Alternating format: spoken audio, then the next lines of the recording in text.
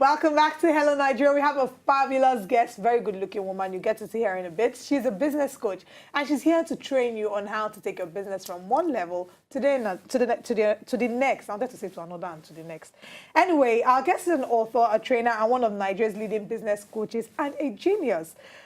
She has three thriving options. She has an audacious combo of being born and raised in Lagos and ancestral Bini roots, 10+ years working for over a dozen multinationals, and an enduring selfie obsession. Can't wait to look into that. She's also a philanthropist, lover of all things pretty dog enthusiast, and she is involved in basically helping people. They call her the small business fixer. Her name is TRICIA IKPONMWNONBA. I like to call her TRICIA Bees. Thank you so much for joining us, TRICIA. Yeah. Hello, TRICIA. Yeah. Such an impressive CV and profile. Actually, the CV is very long. I just said if we start reading this CV, we'll go like 5 or 10 minutes into the show and we wouldn't really start. But it's good to have you here. Yeah, I'm glad to be here. All right, so Elizabeth already told me you once started off with education and then you veered off into business. How did you find yourself in business?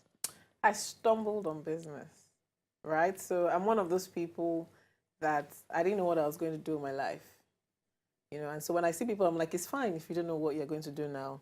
So I was just basically working because I wanted to get knowledge. At first, I wanted to become a lawyer, then it didn't work, then pharmacist, you know, all that.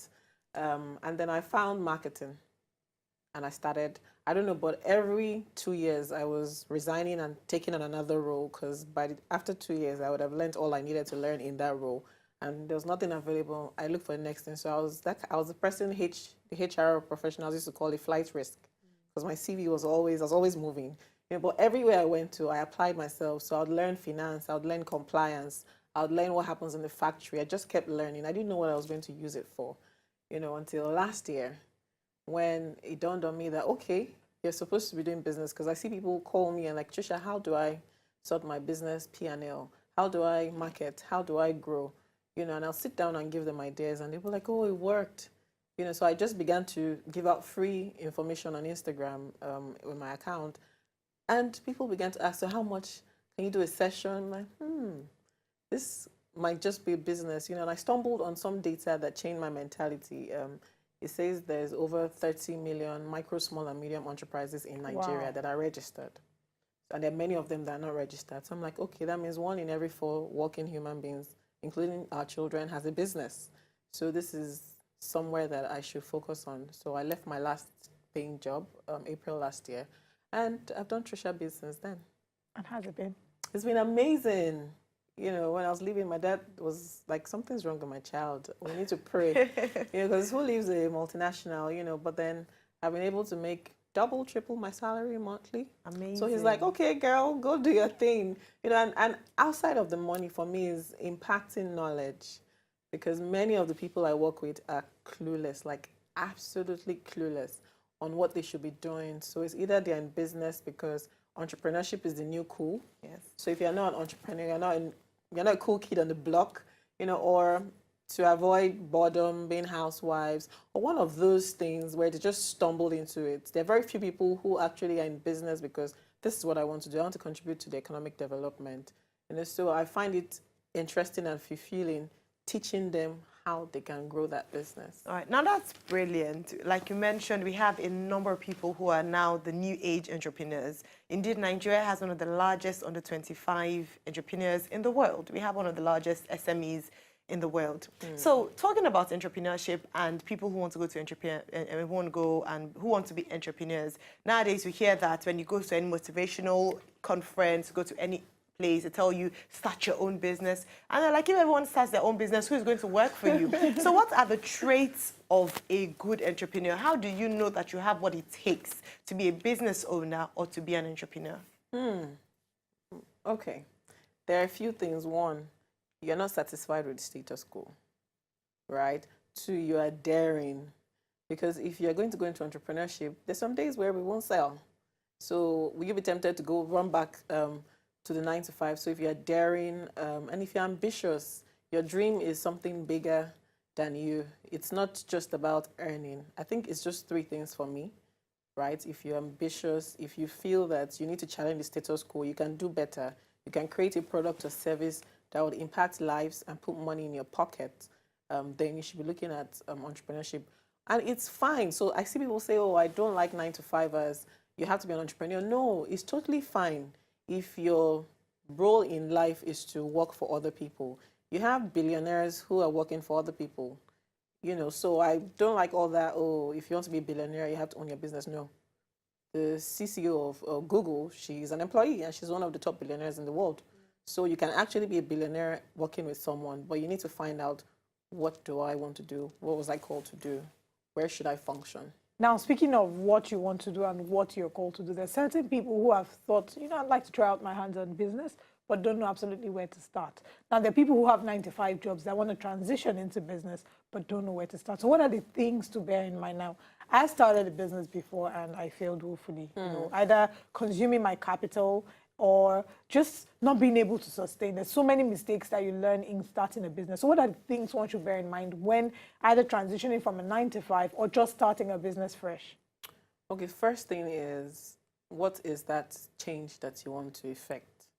Or what is that need that you want to solve? So if your product is not going to solve a need, then you're wasting your time. You know, so number one, what's that need I want to solve? Number two, who are those that are already solving the needs? So you need to do a competitive analysis. So what are they doing? How are they doing it? How can I be different?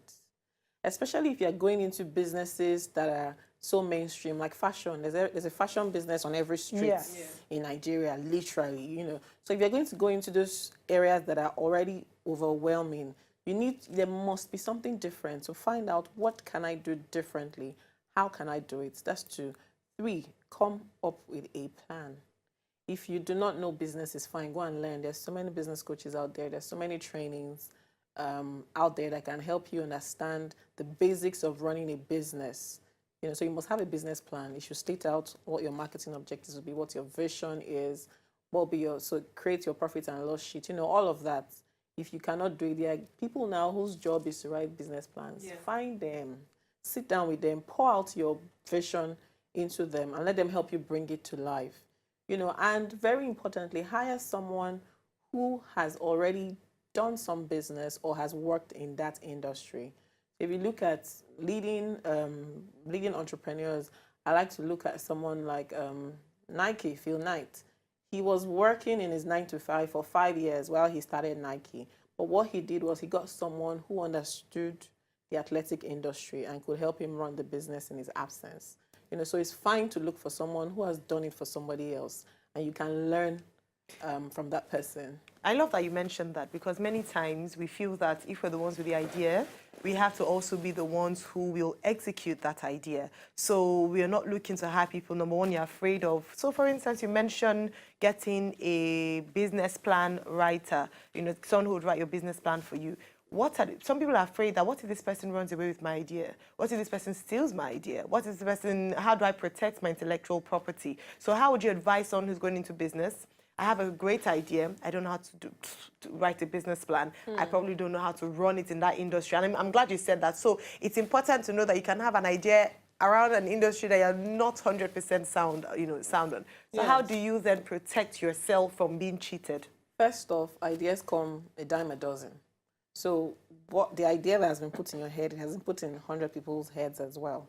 You know, so I like to say that people can steal your ideas, they cannot steal your implementation, right? Because we'll implement it different ways. But to protect yourself, get the person to sign an NDA, non-disclosure agreement, that says you cannot use this idea or implement it during a certain time. I just want that you need to ensure, even no matter how small your business is, at one point you must sign a non-disclosure agreement with whoever you're going to share. If you can't pay the person, buy the person lunch. Help us do an NDA. Yes. And that's it. And there are even prototypes online, you know, that you can pick, yes. Just ensure that both parties sign it so that it's admissible in court. Okay. And that's it.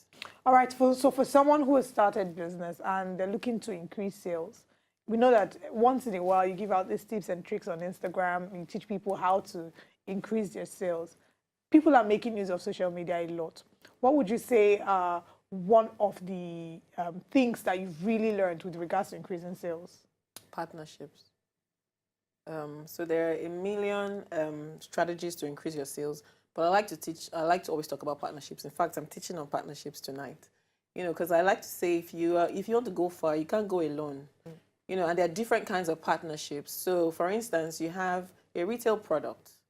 Why are you trying to stifle yourself by selling it alone, screaming as much as you can on Instagram? There are e-commerce platforms that you can actually put these pictures on, you know, and get to sell. There are stores, TRICIA and Co. Limited, and all the big brands. What are you doing to ensure that your product is retailing across these outlets? Because it's not all types of products that need a NAFDAC number, for instance. So if you're in that kind of industry, why can I only get your products from you? All right. You know, and then there are other businesses in other industries that you can cohabit with. So a blank instance is, I am a stylist, and then she's a weight loss consultant, right? Yeah. We can partner together. By the time your clients lose weight, she has send them to me so we can agree what discounts can be made available.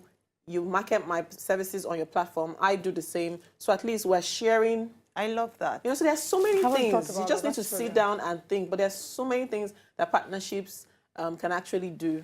I think one of the biggest learning points from what our conversation this afternoon is to think and to think deeply. Yes. There's a wide pool of ideas, a wide pool of opportunities for business owners, particularly SMEs in Nigeria, that they can tap into if they can only think. Now, you talk about your training. How can people access this training? Okay, so it's Instagram Live on my page at TRICIA Biz. 9 p.m. every Wednesday. All right. Well, and your Instagram and Twitter page has been scrolling on your TV screen. Yes, TRICIABIZ. All right, fantastic. Thank you so much for sharing all this. We'll be joining Abuja shortly, but before we let you go, let's find out when it comes to dealing with customer service. You know, that's a major problem we have in Nigeria. What are some of the tips and tricks you would give to employers of labor and employees as well with dealing with customers? Because there are days you're on a bad day and you have a customer and customer is being rude to you. What are some of the tricks? I see that you do like simulations of customer and clients on your page. So what are the tips you give to people with regards to handling customers and giving good customer service? Number one, do not what's the word now? It is about the instance, not the person. So do not speak to the person, speak to the issue at hand. And it is not personal. Keep your emotions at the back burner. So look for something that can get you off that. Some people use throw balls. Some people have people they call when they are angry to cool them off. You know, so find out your magic, what works for you. But you cannot retaliate to the customer in the way they have spoken to you. So, because even though sometimes I say customer is not king, but hello, the customer is king. They're the ones bringing the money into your business. So you need to keep your emotions aside and learn how to handle the issue at hand. The issue is you delivered a faulty product. So the fact that the customer is insulting you, that's not what's wrong. Solve that problem. So try to get off dissociate yourself from. Just look at what the issue is. Because at the end of the day, a customer that you take good care of, a customer that is satisfied, will blow your trumpet out there, you know. And one of the oldest marketing tricks, the most effective marketing tactics, is referrals. If you haven't learned anything from today's discussion with Tricia, you should learn this and take it home with you. The most effective marketing tool is referrals, the oldest and the most effective. If you use social media influencers, at the end of the day, they are referring you. Yes, they're referring you. work your with business. partners, they're referring you. So you want to keep a clean sheet. You want to treat people like they matter because every customer does matter. Thank you so much for joining us. Thank you, Tricia. To enjoy more of these our Ogbonge videos when you just watch, press this button to subscribe on top of our YouTube page. You go love her.